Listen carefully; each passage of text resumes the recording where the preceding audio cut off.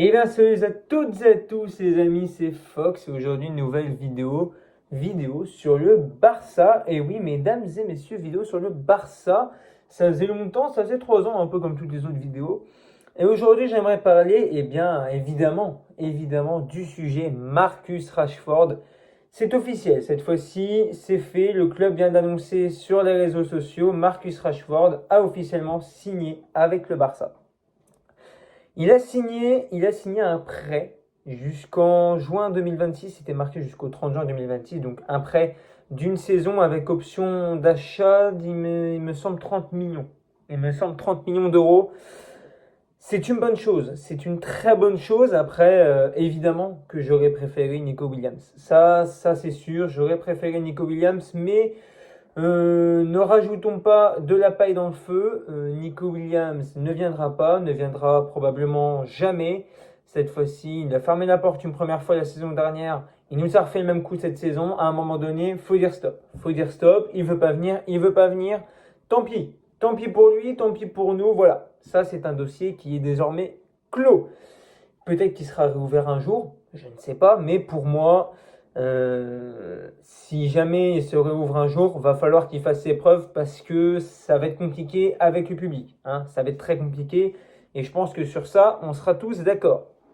Mais bon, on n'est pas là aujourd'hui pour parler de Nico Williams, on est là aujourd'hui pour parler de Marcus Rashford. Marcus Rashford, 27 ans, il aura 28 ans en novembre. C'est le moment ou jamais pour lui de relancer sa carrière. Clairement, je pense que cette signature, ce prêt, c'est un pari pour le Barça, c'est un pari pour Rashford. C'est-à-dire que nous, clairement, le Barça n'a rien à perdre là-dessus. Le Barça n'a rien à perdre là-dessus. C'est un prêt. Donc après, s'il est bon, parfait. S'il est bon, parfait. S'il n'est pas bon, tant pis. Et c'est un peu pareil pour lui. C'est le meilleur moment de relancer sa carrière.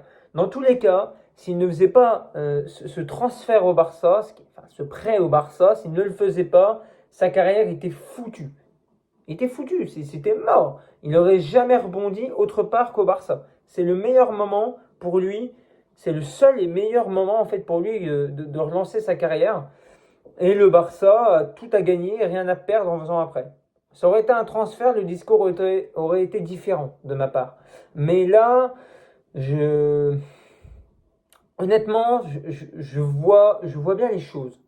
Je vois bien les choses, mais il y a deux manières de voir les choses. Dans tous les cas, je pense que ça va se décider dès le début de saison. Si au début de saison, il rate son début de saison, si Rashford rate son début de saison, la saison va être longue pour lui. Vraiment. Après, pour nous, oh, clairement, il y a tout à prendre. Rashford, faut pas l'oublier, c'est un joueur. C'est un joueur qui a été comparé à Mbappé à l'époque Manchester United, il y a quelques années. On parle d'années, là, on parle vraiment d'années. Il a été comparé à Mbappé. Après, il était à Manchester United. Il était à Manchester United. Manchester United, c'est un gouffre actuellement. C'est là où il faut pas aller pour les joueurs. Et surtout pour les jeunes cracks, c'est là où il faut pas y aller. Garnacho, on n'en entend plus parler. Anthony, regardez Anthony. Il est parti de Manchester United, il est arrivé à Betis. Il a fait j'irais pas dire des miracles, mais il a fait des super bonnes choses au Betis Séville. Donc, McTominay, c'était compliqué à Manchester United.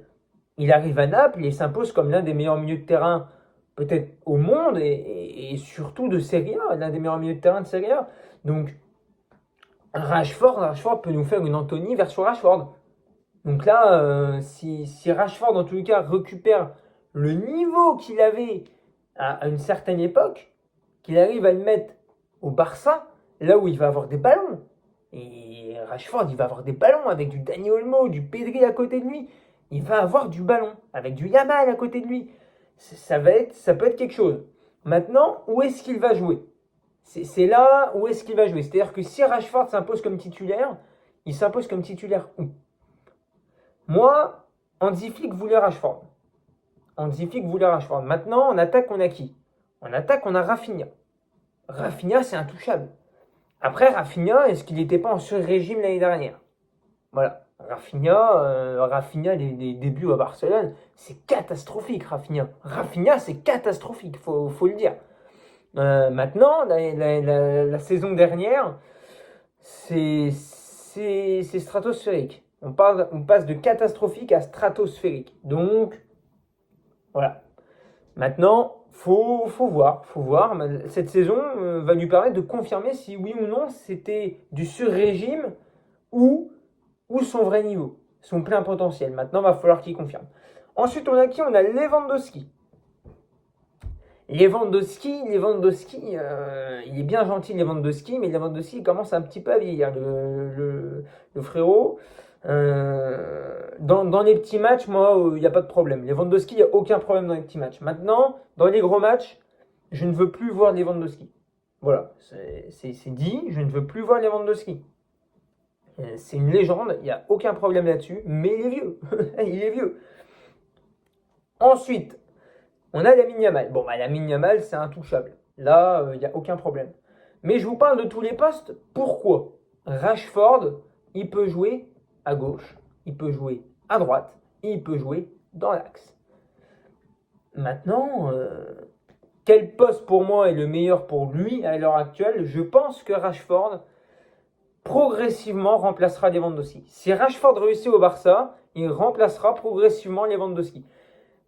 Pourquoi? Parce que c'est un poste, voilà, je vous ai dit tout à l'heure, on comparait à Mbappé, parce qu'il a un profil quand même assez similaire. Il a un profil assez similaire par rapport à Mbappé. C'est pas exactement le même, mais dans tout ce qui va être vitesse, finition, technicité, on va dire dans les dribbles, et Mbappé n'est peut-être pas le meilleur en un contre un dans les petits espaces, on est d'accord. Rashford, c'est pareil. Par contre, dans les grands espaces, dans tout ce qui va être course athlétique, joueur athlétique, il est très similaire à Kylian Mbappé.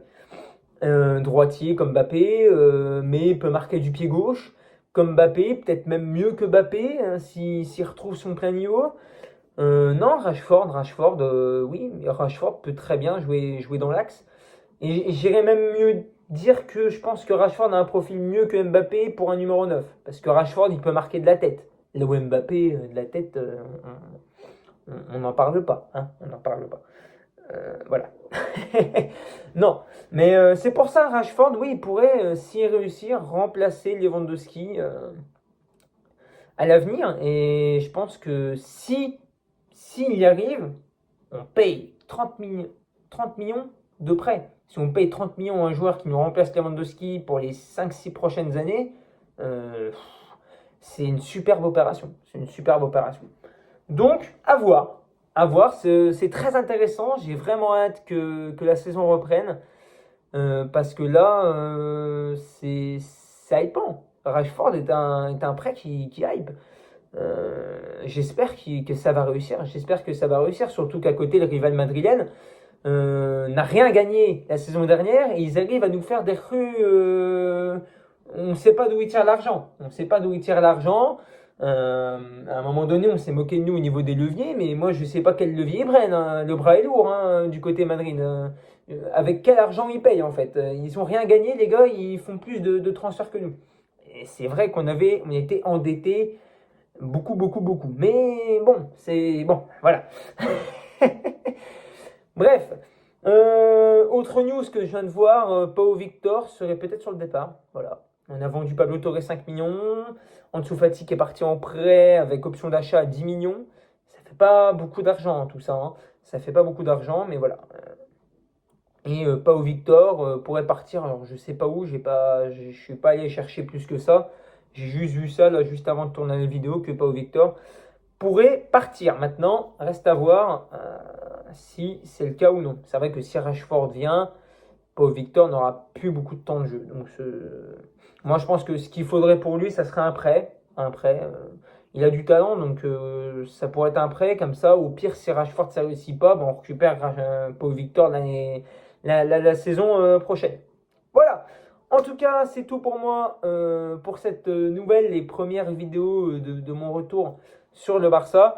J'espère qu'elle vous aura plu. N'hésitez pas à commenter, hein, n'hésitez pas à donner votre avis sur cette arrivée de Rashford au Barça qui portera le numéro 14. Je ne sais plus si je l'ai dit. Et en attendant la prochaine, je vous invite à liker, à partager, à vous abonner, à activer la cloche. Je ne sais même pas si ça existe encore, ça, la cloche. Pour suivre les prochaines vidéos sur le Barça, sur Dokkan Battle. Voilà, c'est ce que je fais à côté. Mais je ne sais pas si la commu Barça va adhérer à Dokkan Battle. Mais si on a, eh ben, venez, on s'amuse bien. Et en attendant la prochaine, je vous dis bye tout le monde. C'était Fox. Ciao, ciao!